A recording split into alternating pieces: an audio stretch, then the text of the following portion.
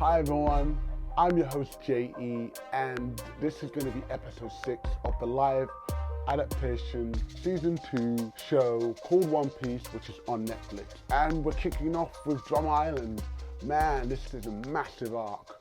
As a long-time fan, this two-parter, I believe, that's what I've been hearing, really helps to set up the world building and look further into Vivi's backstory, which I'm looking forward to hear it again. We kick off with Nami falling ill, and wow, this is the first time you see, in my mind, the crew really have a panic and really see them all down. And I love how the episode really leans into it, really makes you feel for the crew, and it helps them have to divert from their original plan to help Vivi. I love how Vivi is used in this episode to step up and be the navigator. I love her line, "Don't do anything stupid, we need these people." And she shows her credentials as a princess, how to deal with stuff. And then we finally get to see King Wapol. Oh my gosh, this Metal Mouth regime is insane.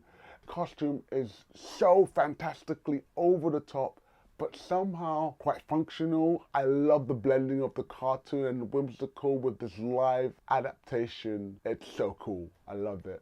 So this episode is focusing a bit more on Vivi's backstory and the history between Alabasta and Drum Kingdom.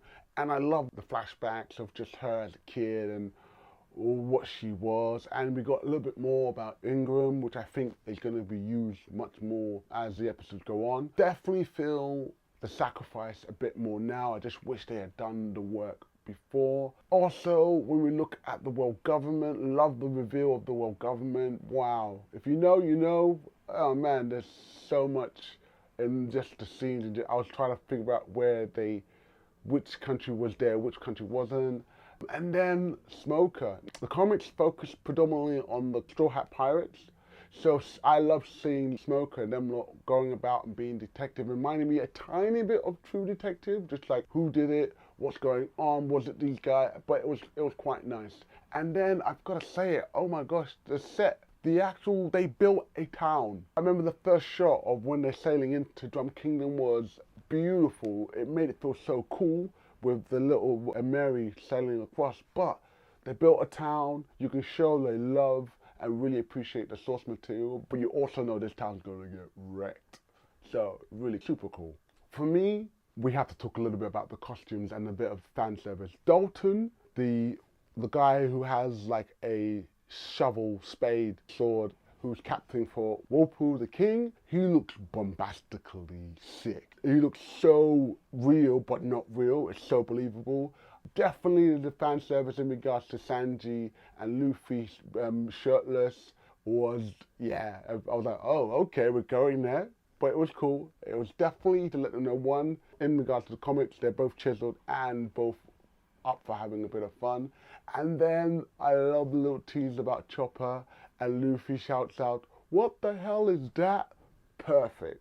And that also happens in the manga, which is really cool.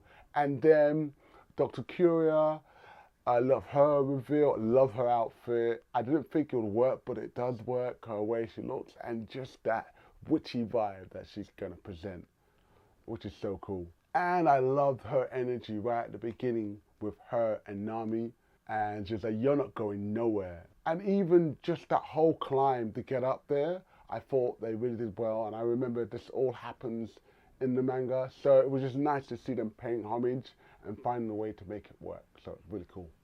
So yeah, my gosh, 2 more episodes left. There is no way we're getting to Alabasta. I was really worried that they were going to try and get to the Alabasta arc. I think it makes more sense to just focus on the Chopper and see where that goes. And I really love the fact that they're doing that and they're leaving the Alabasta thing for hopefully season 3. Other than that, really loving this episode. Really loving what I'm seeing. It's so fantastical but so grounded.